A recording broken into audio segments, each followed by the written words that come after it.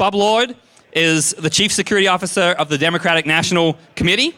So he's bringing more than 20 years of experience in the information security space to the committee, state parties, and campaigns.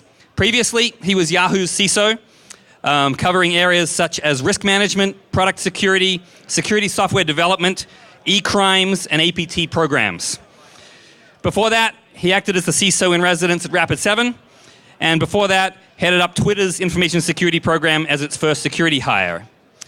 And so he's going to be giving us a talk that is very suitable to, as you may have heard, the 10th anniversary of BSides Las Vegas. A lot has changed over 10 years, and even improved over the past decade, believe it or not. But some persistent challenges remain, as I'm sure you're all aware. We've seen high-profile attacks, the rise, big time, of nation-state attacks, and many other changes in the threat landscape. More recently, we've seen some attackers favoring disinformation and hybrid attacks, and we've also seen products inching towards a security by design model. Bob's had a front row seat to some of these events and transformations, and will share some of his observations and a few key reasons to be optimistic about the future and ways that you can help. So please join me in welcoming to the stage Bob Lord. Hey, everybody. Hey, Las Vegas. This is awesome. Wow, there's so many of you. Wonderful. So when you are here, make sure that you see lots of talks and stuff like that, but go see a show too. And not just the big shows. There are these underground shows. They're really hard to find, but I found one last night around 3 a.m. right outside my door. And it was a short, I don't know, I guess you'd call it sort of like an improv sort of thing. And I don't know the title, but I think the title was, "You Don't Really Know Me." Or it could have been, "This Isn't the Vacation I Had Wanted Either." So, yeah, I had a lot of coffee this morning to try to get through things. Woohoo! Are you awake? Oh, okay. All right, that's good. So I worked at a few places. For those of you who are a little bit on the younger side, the Netscape thing there, that was a company that made a web browser that allowed you to surf the World Wide Web, and it only cost $35, and you could buy it at CompUSA. So there was a time when you had to pay for the browser. True. I'm not making this up, you know. Ay. What are we going to do with you folks? So like everybody, I wanted to see, well, I've got my talk, but, you know, any kind of talk can be made a little bit better by asking the internet what you should be talking about. So I asked some people, and I got some pretty good answers.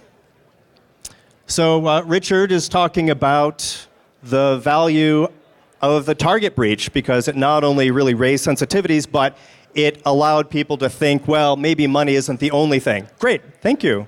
Thank you, Richard, that was a good one. And then, of course, we had people asking or saying that one of the most important events was the Snowden leaks. Anybody agree with that? So that was something. That was something. We had a few people talking about Stuxnet and referenced Kim Zetter. Kim Zetter favorited that one, so I got that going for me, which is nice. Oh, yeah. Yeah, it might be something I would have thought of. Yeah, the election. Maybe that was an interesting security story. Okay, thank you. Thank you.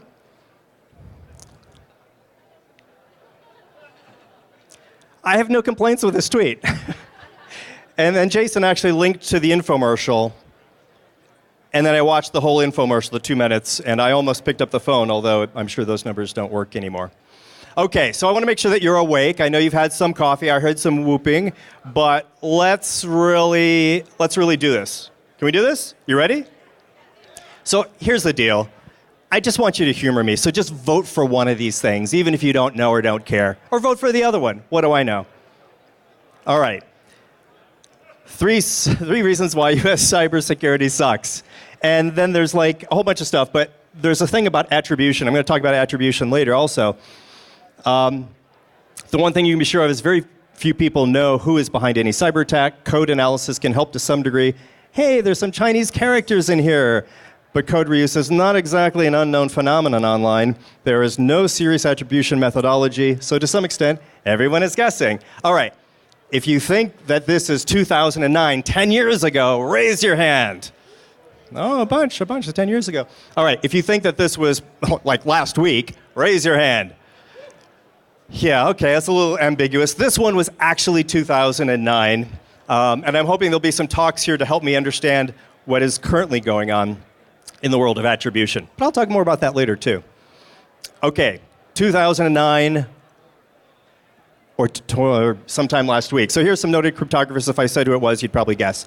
So they say things like, given the importance of the internet to society and given the importance the network has in communications between people and their friends, governments and their citizens, communication security is critical, and we should all take care, that should take precedence over the debate of communication security versus communication surveillance. Wise words. Was this 2009? Raise your hands. Or was it kind of recently? Wow, more, okay. Ooh, trick question. Ow. Ow. He's a mean man. That's not fair. So some things just kind of keep coming back and forth. I remember back when I was working at Netscape, where you could buy a browser for $35. I remember back then in 1998, we fought the crypto wars then too, and it just seems like the kind of thing that we keep fighting over and over again. So I know many of you will have some opinions on that topic.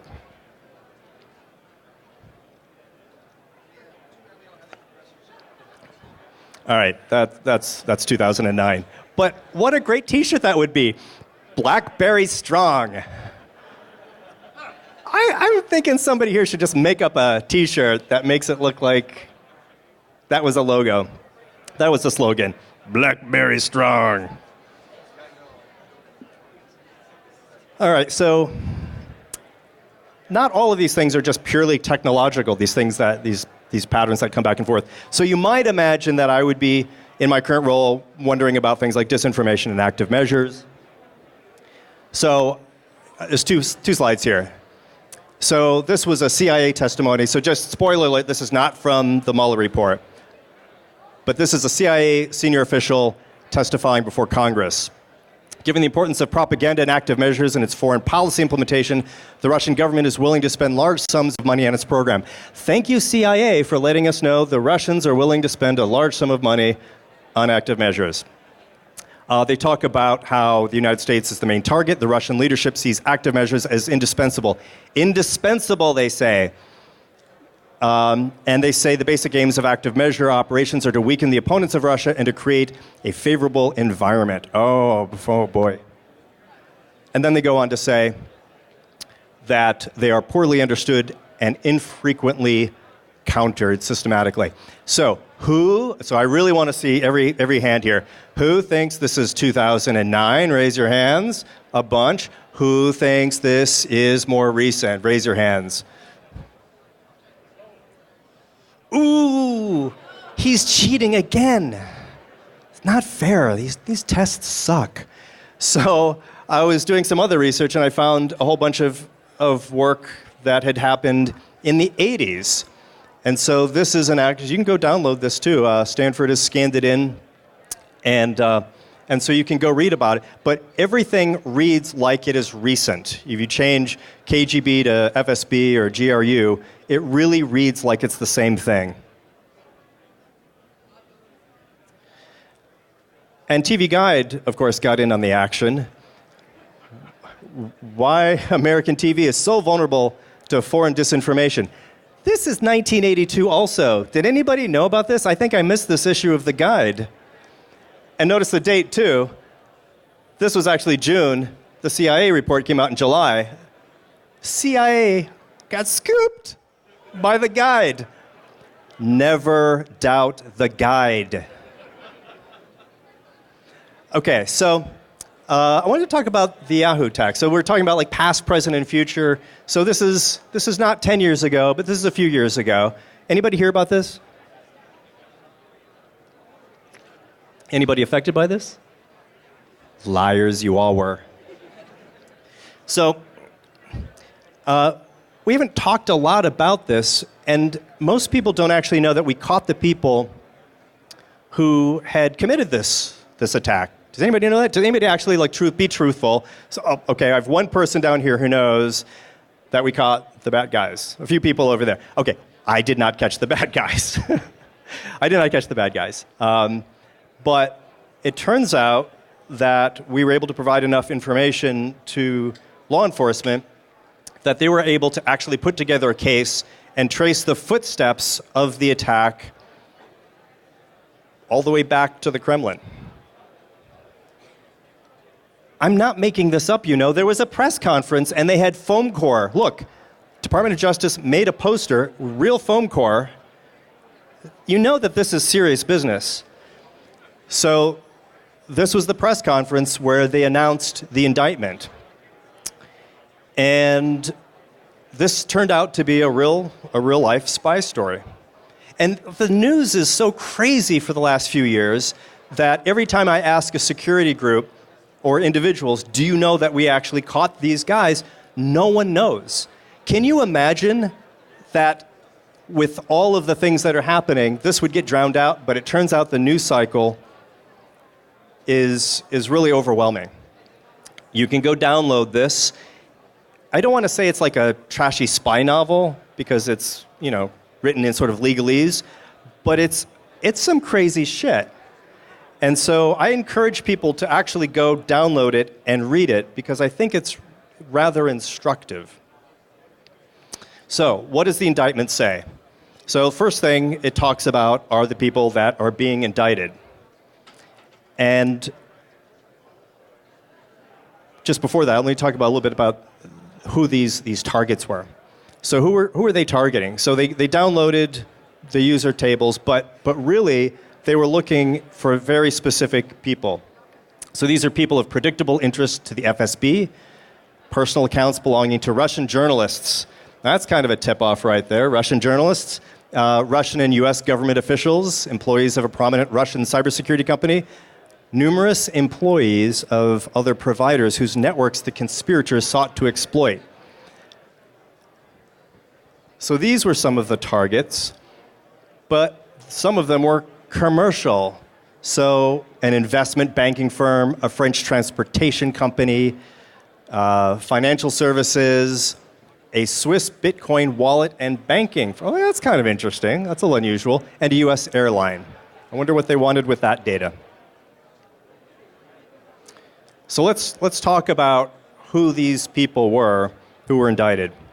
First was Dmitry Dokuchaev. He was an officer in the FSB, and most of you will know this, but the FSB is the largest of the successor agencies to the KGB. In fact, some people will say that the only difference between the FSB and the KGB were just the letters. And so he was an FSB officer. So it's crazy that, again, law enforcement was able to track these steps all the way back to the Kremlin and to actually name an FSB officer. And so when you saw the Mueller indictments of the Russians, you saw a lot of the media people saying, a lot of reporters saying, first time that the US government has indicted Russian intelligence operatives. And it turns out, no! I'm staring at the TV like screaming, no! These were the first. So Dokuchaev was really one of the first. And then there was Igor Sushchin. And he's an FSB officer, and he was the superior to Dokuchaev. And he was embedded in a Russian investment bank as the purported head of cybersecurity. So, to the best of my knowledge, that's not something that our intelligence agencies do. Maybe you know more, but that's not something that's common here. So here they are, taking FSB officers and embedding them in these corporations. So 2 FSB officers, real-life spy story. But it didn't really stop there because they didn't do the actual hacking. They, in turn, hired some criminal hackers. And the primary person that they hired was Aleksey Belan. And he was born in Latvia, and he was a Russian national. But this is crazy. So here they are, FSB is now hiring these criminal hackers. And check this shit out. He had been previously indicted, and so he was well known to law enforcement and the intelligence community. He was named one of the FBI's most wanted cyber criminals in 2013. And he had an Interpol red notice seeking his immediate detention. And so he had all of these flags against him. And it turns out he had gone outside of Russia and got arrested. But then he was able to escape. I don't know how to escape from jail. Do you? Oh, no, this guy does. Sorry. I do not. I do not know how to escape from a jail. And so he gets back to Russia before he can be extradited to the United States. I'm not making this up. It's in the indictment. Go read it. It's some crazy spy shit. But instead of honoring this red notice, the Russians picked him up and they're like, hey, we could send you back to the United States, or we could actually have him gain access to the Yahoo network. So that's where this started. And again, this is one of these crazy stories that gets lost in the news on a regular basis. There's a whole bunch of stuff here. Basically, he was able to acquire enough information that he could mint these cookies that would then allow him to access any Yahoo account. And there's a whole bunch more. I don't want to go too far into this particular thing, but he had some side work too. So while he's breaking into accounts for the FSB, might as well make some money on the side. So he was stealing gift card information, credit card numbers, and he was able to modify some servers to fraudulently redirect a subset of Yahoo's traffic. Now, who wants to guess what sort of keywords Aleksey Belan had rigged so that when you type those search terms into the search engine, you would go to his affiliate program? Who wants to guess what kind of... What is it? Bitcoin? That's a very good guess, but that's not it. Viagra. Yeah, so it's male enhancement drugs or something like that. I forget the exact language in the indictment, but that's exactly right. So this was his little side project to make some extra bucks. Kareem Baratov. So he was not in Russia, he was in Canada. And he was actually tasked with gaining access to more than 80 accounts in exchange for some commissions. And this is Kareem from his Instagram account. His license plate says Mr. Kareem. And then he has some nice tattoos.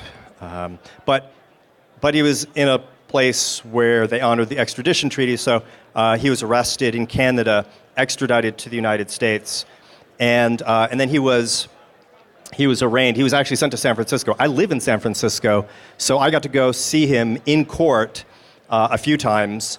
And the first time I saw him, I was sitting near a courtroom sketch artist, and I went over and I said, "Hey, do you do commissioned work?" And she says, "Yes." And I said, would you do a sketch of Kareem for me? And she did. And so this is the first time I've ever shown this picture. This is Kareem Baratov in court talking to the judge. Actually, he was flanked by his attorneys and the government attorneys, but this is sort of like the zoom in. He was 22 at the time he was indicted, and eventually sentenced to 5 years in prison. So he's still there. So I think there are some interesting lessons here, and part of them come from the 10K report. And so I recommend that you read the indictment, and I recommend that you read the Yahoo 10K report. And I think a lot of the time we talk about information sharing, and we talk about things like IOCs, and we talk about IP addresses. And that's fine, we should talk about that. But this is one of the few cases where huge amounts of public information are available to you if only you go download these documents. If you download the indictment, if you download the 10K, it'll actually tell you a more fulsome story than you're going to get from most of the other breaches. So everything that I'm telling you here is all completely public knowledge. And so the 10K talks about the independent committee of the board, and they found out that the information security team had contemporaneous knowledge of the 2014 breach. And they talk about the executives not properly comprehending or investigating, And they also talk about a failure in communication. And I think this is one of those really key parts. I think that the ability for an organization to properly explain up, to speak up, and for executives to be able to listen up is an evolving art. And so I think we talk a lot about technology, but there's people, process, and technology, and I think we become so focused on the technology that we forget how to tell stories to executives. There was a really interesting article in the Wall Street Journal a couple years ago, and it was by this woman who's a whistleblower, but the article actually doesn't advise people to do whistleblowing. What she really wants is to build a culture so that employees are encouraged to speak up on a regular basis. And so she talks about speaking up and listening up. And you can't just say to somebody, if you see something, say something. She says that's a pantomime of caring. And I think that's really true. And so I don't have any solutions for you, but I do know that this is a story I see repeated in breach after breach after breach. And as I talk to CISOs and other people in different security teams, the inability to properly tell a story and for that story to be heard is a common theme. And so that's one of the things I think that I would encourage you to think about. So that was the past. And now I've got some more recent experiences at the DNC. One of the things that I learned when I got there is I have responsibility over the DNC's security. So that's fine. But then I realized I had to help the state parties. So we have the 50 state parties and the 7 territories. And it turns out that those are separate legal entities. And those have separate they have separate charters, they have separate funding, and they're different. And then we have the campaigns. And the campaigns are also separate legal entities, and they have their own staffing and their own funding, and everyone has their own level of maturity in each of these organizations. And so they're not remote offices, and I'm not headquarters. And so they don't have to do a thing that I tell them to do. And so that meant a lot of the playbooks that I would have around making sure that we improve the security posture of these organizations, those just don't work. So getting to work, getting people to listen and to digest all of this stuff, it's all about influence. So people are ready to be secure, but they often don't know how to be secure. And prioritization and incentives are really lacking within any small business, and we have these kinds of resource constraints as well. So, I talked to the different organizations, and I would ask them, have you heard about this thing called the Belfer Center? It's the Campaign Security Playbook. Has anybody heard of this, by the way? Yeah. It's actually good advice for any small business. And so I talk to them, and I'd say, so what are you doing for security? And they would tell me a few things. I'd say, that's very good. What about implementing the Belfer Center guide or any of the other guides that are out there? And I would kind of hear this pause, and they'd say, well, I'm aware of it, and we've looked at it. And as I talked to more and more people, I found out, well, the deal is that these guys are really hard-pressed to get started. It's really difficult for them to figure out where to begin the journey of being secure. They're incentivized, but it's really hard to get started. And so I was wondering, what are the things that I could do to get them on that journey of 1,000 miles? How do I get them on those first few steps? What could be the things that have the best ROI? And I wanted to put together a checklist. There's a really good book called The Checklist Manifesto. If you haven't read that one, I highly recommend it. Spoiler alert, the author thinks you should have checklists for just about everything. So I wanted to have something that had big ROI, and I wanted to have something that was really actionable. So you see these checklists, and they'll say things like, don't click on suspicious links. Wait, what? Wait, don't click on suspicious links. What does that mean? Like, I literally click all day. Like, that's what the web is for, dude. An email. I mean, don't click on the suspicious links in the email. What are you talking about? Like, that's like literally every important email I have has links in it. Like, don't get phished is not actionable advice. Don't get scammed, please. Like that's just, so I didn't want to have anything that wasn't actionable. So I really wanted to have a checklist where you would sit down, print it out, and actually start to do this shit. And so let me talk a little bit about the checklist. Anybody want to guess what's on the checklist? The first version was 3 things. The 3 most important things that at least I thought people should do. Who wants to guess? Patching. Whoa! I don't have any gifts to give out. And well, inventory management is a good one, but I'm talking about like for individuals. So remember the password manager. Well, this table is rocking it. There's one more. 2-factor. Right. And the funny thing is, I tell this to reporters all the time, they sit down and they're like, oh, Bob, you come from Silicon Valley. You must have some very sophisticated things that you're doing with the DNC. I'm sorry, you're not going to be able to write a story because let me tell you what I'm really doing. I'm trying to remove technical debt, and I'm trying to get people to do the checklist. And there's no machine learning here. There's no AI. There's no neural nets. There's really none of that because that's not where we are. That's not where the problems are. You know, the problem is, people are not like breaking into firewalls. People are just getting phished. So we wanted to have this be the checklist.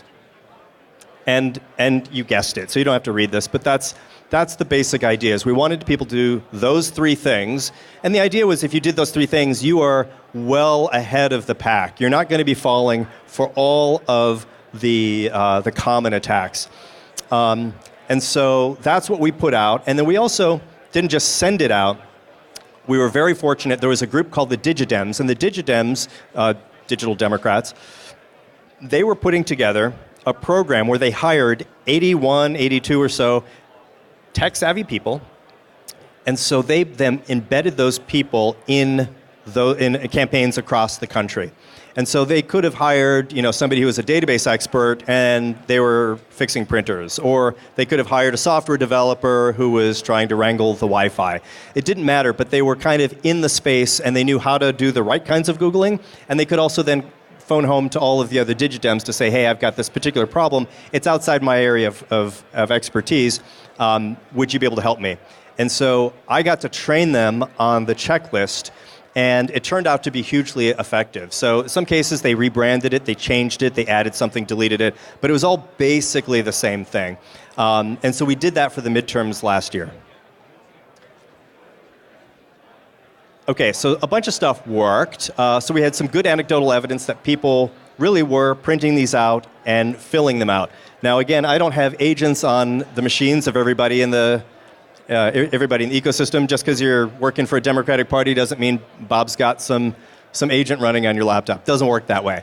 But we had some good anecdotal evidence, and there were a few times when people would call up and say, so, Bob, we got some money to do an upgrade of the firewall. What sort of firewall should I be looking at? And I'd say, well, I'm conflicted here. Because as a security person, somebody comes up and says, hey, I have a security question. I need your advice. We're so happy somebody's talking to us. Like, wow. Oh my God, thank you. It's not just me trying to push you. You're actually coming to pull information out of you. Like, this is the happiest day of my life. And we're so tempted just to answer the question and to sit down and like, well, let me tell you about packets. Let me tell you about deep packet inspection. We're so tempted to do that. And I was tempted to do that too. And then I realized that ain't the way the attacks work. How do the attacks work? They ask you for your password, and then you give them your password. That's how the attacks work. So answering questions about Wi-Fi wasn't actually going to help them. And so what I had to do is redirect the spotlight of their attention to the things that I thought were going to be actionable. And by the way, feel free to download the latest version of this and like tweet at me and say I've got suggestions or throw it out and do something different. I'm not married to any of this. The whole point is to make sure that we're building something that's reasonably good and effective against the attacks as we see them here. So we did a pretty good job of that, and we got some really good, strong circumstantial evidence that a lot of the campaigns and state parties were actually doing this. So that worked. But not everything worked. This won't come as a surprise to anybody here, but did you know that there is a non-trivial percentage of non-technical people who believe that software updates are a vector for malware? I'm not making this stuff up. So Google actually did a study on this, and they asked security experts and non-security experts to talk about what things they could do to keep from getting hacked. And when they interviewed the people, it turns out a bunch of people actually think that updating your software is a bad thing. So this is terrible. If people believe that patching your software is going to degrade security, we're in a pretty bad place. And then, frankly, I sit down with people and I try to be like, I put on my smile and print out the checklist and go through it. But I could tell that people would sometimes get a little frustrated with me. And like I said, I try to be a personable guy, but we're going through the stuff and it was really frustrating. And they were frustrated with me, and I'm frustrated with them. And when we talked to the Digidems and got their experiences from the field, a lot of the same themes came alive. So that didn't work so well. And some of these organizations are really, really small. And so nobody's deploying an MDM solution on an organization that has 15 people. They just don't have the time and the energy to do that, and they don't have time to monitor that. And so I kind of came to the realization that many of you have come to, which is that it's really not the user's fault. So I took a look at this checklist, and I was trying to make people turn on two-factor and update the software, use a password manager. Has anybody tried to help a family member, a non-technical family member, install and use a password manager? And what's your reaction? Yeah, some screaming over here. And were they frustrated with you? And were you frustrated with them? And what did you tell them? Stop using the internet. Okay, did that work? Yeah, it didn't work. Okay. So this is a real problem. And I came to the conclusion that it's really not their fault. And really, I started to wonder what was going on here. Whose fault was it? It's not their fault. It's not my fault. And so I came to this conclusion that this checklist is really a roadmap of our failure to make things that are safe by default. Why am I telling people to patch their phones and their laptops? Why do we have to sit down with them one-on-one to get that done? That's not a usable product from a security standpoint. That's a gap in the technology. And so, like I said, sitting down and working with people one-on-one was the only way to get it done. And that just doesn't scale. And so it doesn't scale, and we're not building things that are safe by default. So I think it's time for us to start realizing that if doing the basics is hard and time-consuming, and if you have to do it one-on-one for every single person, I think that we have failed our users. And I didn't come to this conclusion lightly. Many of you are probably light years ahead of me in terms of thinking about this. But I really feel like we've made some mistakes. So some of you work for technology vendors. All of you purchase technology.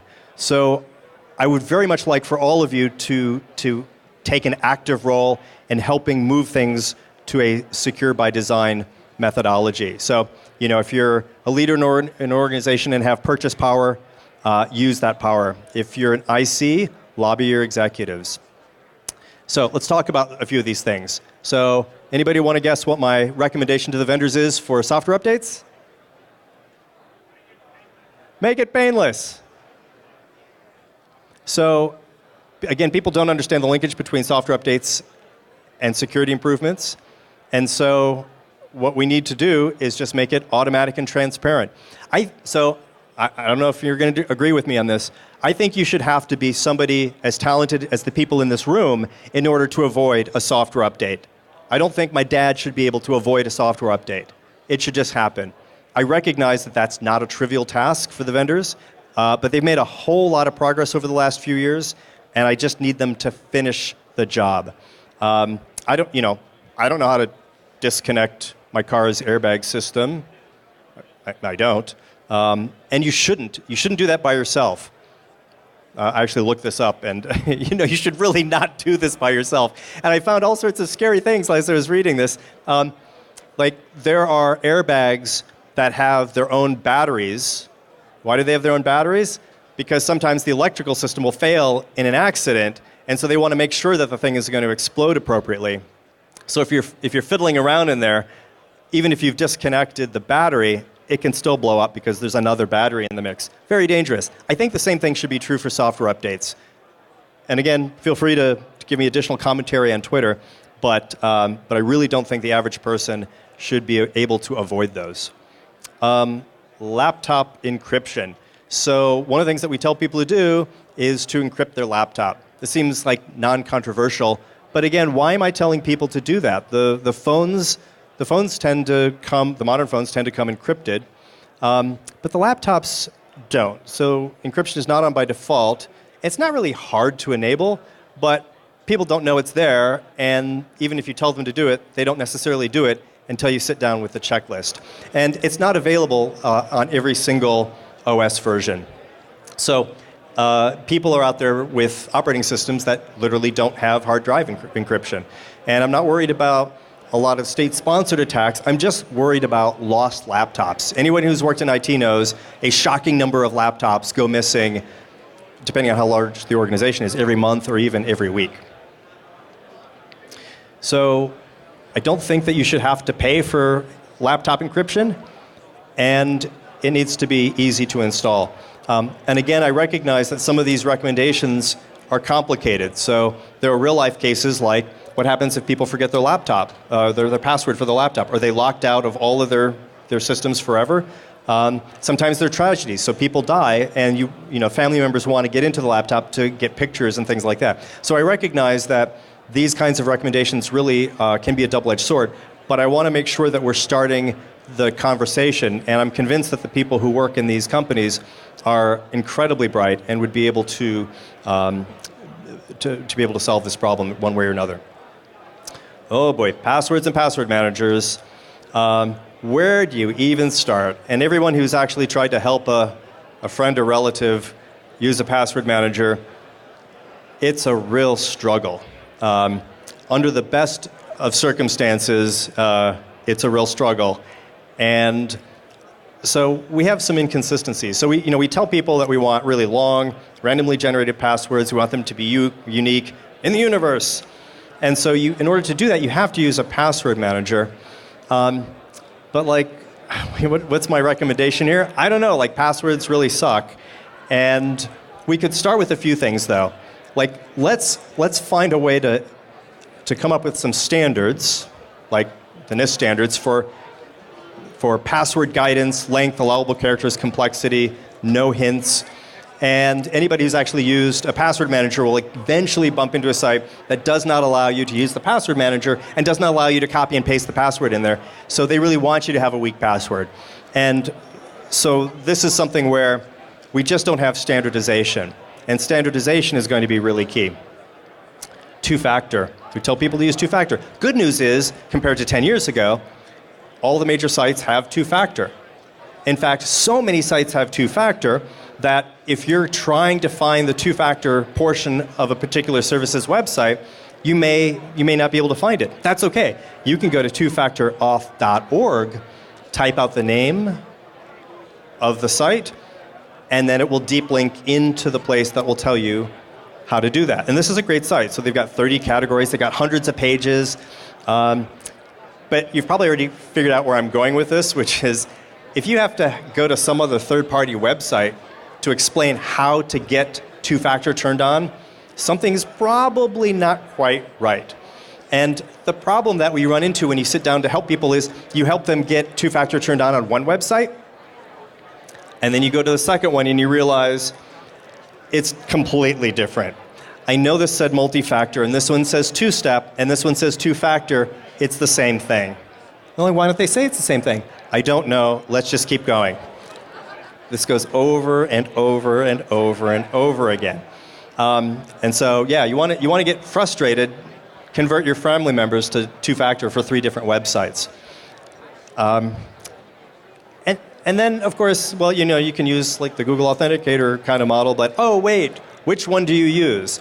And when you give people choices, and you give people too many choices, they will often choose to do nothing. And so which of these is the best? I don't know. You probably know. I don't know. Do you have one? I don't know. I've got a few of these. Which one do you recommend, Bob? I don't know. Too much choice. And that works against the users too. So it's not safe by default. And then we have all sorts of two-factor. You want to get in a family fight? Like SMS. Is SMS, it's not too bad. It's definitely better than nothing. Or it's incredibly dangerous. Avoid it at all costs. You're going to get yourself killed. I've heard people make this argument. I do this for a living. Which one is it? I don't know. It's context sensitive. You have to do a threat model. It's very hard. There's in-app push. That seems pretty good, assuming that people never actually accept a command when they didn't initiate it. Yeah, it says I'm logging in. That's fine. This actually happens. Biometrics. Again, are biometrics okay to use or incredibly dangerous? Don't let it leak out into the wild. I don't know. It depends on the technology and the threat model and a whole bunch of other things. Backup codes.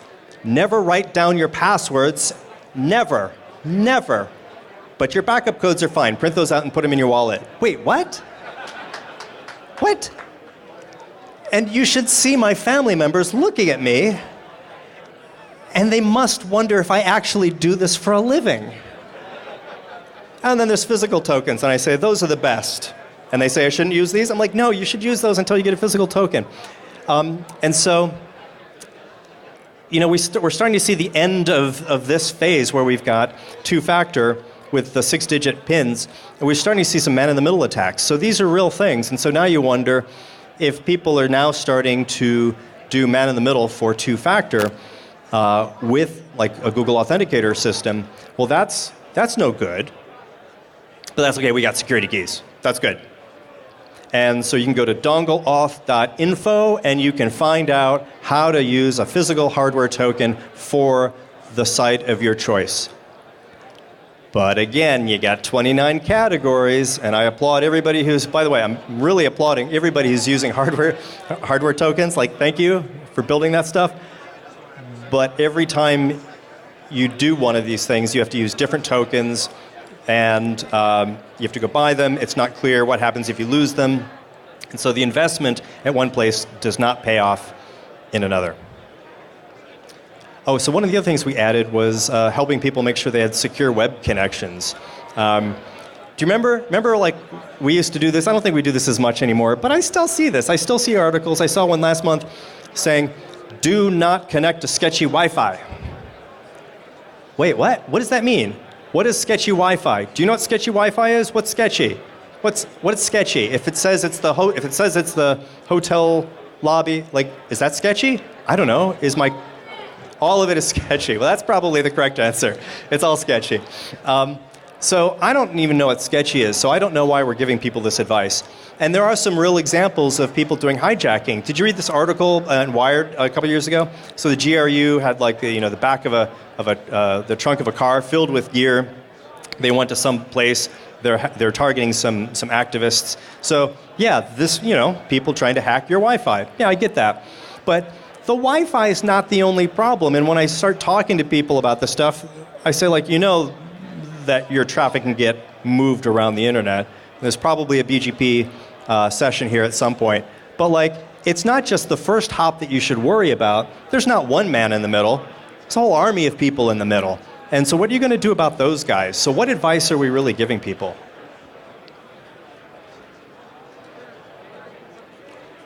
Good news. A lot has improved over the last 10 years. So remember Firesheep? Any old timers? Like 10 years ago? Firesheep, woo! Yeah, so sit in the coffee shop and find people's Facebook and Twitter accounts, grab their tokens, and then be them. That was pretty awesome. So the world has really improved, and huge advances have happened with certificate authorities. So now we have Let's Encrypt. We have HTTPS everywhere. So thank you, EFF, for sponsoring that. And yes, thank you, EFF. Where are they? Yeah, take a bow. Like, that's some serious, awesome stuff. And then, of course, we've had the Firefox and the Google folks and everybody else really pushing everybody to move to HTTPS. The world is a far, far better place than it was a long time ago, especially if you use like HTTPS with, I think they call it ease mode, which is basically encrypt all the things. And then we shouldn't also forget that there's a bunch of other things like HSTS and other things to really make sure that your connections are secure. So I want more HTTPS. And I have to tell people to go download the EFF plugin to make themselves more secure.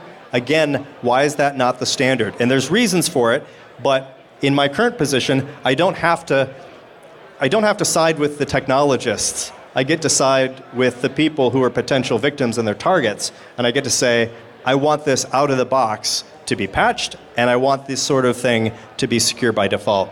And I think if we were to do this, we might be able to abandon the sketchy Wi-Fi or sort of mantra. There was an article in the Wall Street Journal a couple days ago actually exploring this, so thank you to them for doing that. So a lot of the problems that we run into are really about incentives. And so I want to make sure that people are thinking about positive incentives. I mean, remember, like a lot of places would charge you more for security. So here's MailChimp. Look at this. If you set up two-factor, they offer a 10% discount. What? Congrats. Yes, thank you. Yeah, thank you, MailChimp. That's the way you do it, folks. That's the way you do it. Or, yeah, turn on two-factor on Fortnite, and you get the boogie down emote. Yeah, that's some sweet stuff right there. So a while ago, I posted on Twitter, I said, hey, I found this. Like, are there other examples of companies properly incentivizing security and two-factor? And turns out Twitter had a lot of examples. Most of them were gaming related. So you can get free skins with Ubisoft. You can, with Steam, they restrict certain activities. With Blizzard, you get a Core Hound Pup reward. What is that? What is that? I don't know. I want it. I'm going to go get that. I'm going to turn on two-factor and get my Core Hound Pup reward. I don't know what that is. Free teleports and exclusive gear. And I guess it's not really surprising, I suppose. It was surprising until I thought of it. It's pretty obvious. But yeah, the gaming vendors know how to gamify things. And so if this is important to them, and it's something that you wouldn't do organically, they find a way to incentivize you. So I think that's pretty key. Minor diversion here, sso.tax is an interesting site. So there are sites that will charge you more for security. These are more enterprisey things, so it's kind of outside of what I really worry about. But the challenge is, like, you shouldn't have to pay more for your logs, right? Am I right? You shouldn't have to pay more to be good at security. You shouldn't have to pay for single sign-on. Like, single sign-on helps move the security needle for your organization. And if you have to pay more for that than somebody who doesn't do that, that just seems like a terrible disincentive. So we've seen some positive incentives and some that aren't quite there.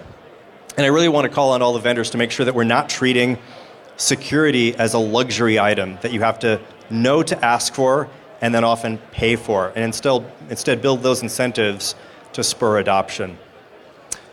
So we talked a little bit about the basics, no uniformity and two-factor and incentives. And so one of the things I want to talk about is I started to do some research on this, and there was, we're not standardized. And so I was looking like, when do other industries standardize and reduce complexity? And so I got this quote. It says, years of experience and experiment have brought the manufacturers into such uniformity of ideas that their machines may be said to be practically all built on the same general lines. Who wants to guess what year that was? What year? Any guesses? The 30s. That's a very good guess. 1907. 1907, the automotive industry figured out that it was better to have standardization. And then Road and Track magazine starts talking about when people say a car's operation is intuitive, what they really mean is that it's similar to what they've already been taught. The plain fact is that we're all safer when our cars work basically the same way. Individuality be damned. And so I really take a look at that checklist and I say, I really want things that are secure by default for average folks. And I want that in all devices and services with no action required by users. And again, I understand there are technical complexities here. I'm painfully aware of them based on my background. But we have to get over that, and we have to understand what it is that is the end goal. And then when user interaction is unavoidable, let's standardize on things so that we stop talking about multi-factor, two-step, two-factor, whatever the other things are. So the flow should be the same. Getting two-factor on one site should be the same as the next one. And so consolidation of tools. Things like FIDO 1 and FIDO 2 are huge steps forward, So thank you if anybody's working in the FIDO Alliance or implementing any of those technologies. I think that's a real game changer in the world of making things secure for the average person. So you're the smart people out there. I'm just the guy who's making these observations about what's right and what's wrong. And I really, so you think I like my checklist? No, I actually want to kill my checklist. I want you to kill the checklist because it's really, really not the user's fault. And I've got a fuse that many of you already know about, and that's the elections in 2020. And that is already dangerously, dangerously close. So then what can you do?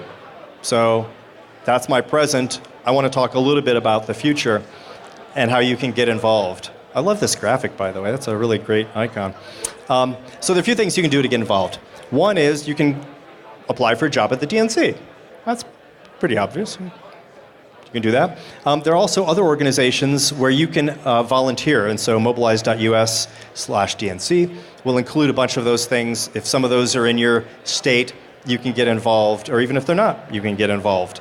So those are ways you can get involved. And I talk to people who apply for jobs, and sometimes it's just not the right fit for us. And I want to make sure that they leave understanding that working for the DNC is one of 1,000 things you can do to get involved and to not be on the sidelines anymore. You could become a poll worker, and there are links in the next couple slides that will take you to places where they will actually give you a template for a letter that you can send to the voting agency in your area to ask to be a poll worker and to get involved that way. Or you can find a local campaign office and volunteer there. And just, word of caution, you may be an expert on any number of things, and what they may need more than anything is somebody to fix the damn printer. And that's important too. They may need you to fix the Wi-Fi, or you may notice that, hey, these systems are exposed on the internet, let me go fix that. And lo and behold, you've made things 1,000 times safer. And these may be easy for you, but they're not easy for the people who are trying to run a campaign. And so don't underestimate the power of that. You can join a phone bank, so you can actually talk to people on the phone and explain the issues and explain the candidates. Knocking on doors. If you join a campaign, again, you may be the expert in a particular piece of reverse engineering. And they're going to be like, that's great, here's your list, go knock on these doors and tell people to vote. And that's okay. You're not necessarily going to use all the things that are in your area of expertise in order to move the needle. Or texting. And one of the people at work gave me the story, which was that she recommended that her sister do some phone banking, so she called people, and that was good. But what she really loved was getting on the system and texting people and saying, hey, there's an election coming up, here's a candidate, and people would text back. Some of them rude, but a lot of them saying, tell me more. And so she would actually get involved in that. And for her, that was the thing that really made her happy. Other ways to get off the sidelines. I mentioned the DigiDems. So they'll be staffing up in the fall. And so again, if you're interested, and I'm just going to say this and you're going to laugh, but I'm telling you, quit your job and go join the DigiDems to make some of these campaigns more secure. You may be fixing printers, you may be helping them with their Wi-Fi, you may be helping them build software, but it's an important role and they've really moved the needle. Another organization called Ragtag, they will match your technical skills with what campaigns need. And so I would give them a call too. And there's all sorts of other resources. The Center for Democracy and Technology has a toolkit, and that's the thing I mentioned that has this link to sort of a form letter that you can fill out, send this to the local polling precinct, and then ask for a role there. CIS has some great resources. Swing Left, Indivisible. So these are all ways that you can help to get going and not be on the sidelines. A lot of what I wanted to do in joining was to be in the mix again. And so I really want you to think about that too. So we talked about really three main things. We talked about the Yahoo thing, which is kind of in the past. I really want to encourage everybody to think about the things that you can do to improve communications within your organization. I think that's an area ripe for research, by the way. So if any of you are researchers, I think that's an untapped area. We talked a little bit about the experiences of trying to roll out the checklist to average people in campaigns and making things secure by default. I beg you to help me fix that problem. There's no way I can do it. I can identify the problem, but the people in this room are the ones more qualified to actually fix it. And then we talked a little bit about getting involved and not sitting on the sidelines. I really want to inspire you, and I want to nudge you towards getting involved in some way. If everyone in this room did one thing towards that goal, and some of you actually did the crazy thing and quit your jobs and join a campaign, we would be in a dramatically better place than we are today. And I don't want you to underestimate the power of you and your backgrounds really throwing your back into this. And if you do this, I think the next 10 years are really going to be the decade of the defender as opposed to the past one, which has really been the decade of the attacker. And that's my story, and I'm sticking to it. Thank you.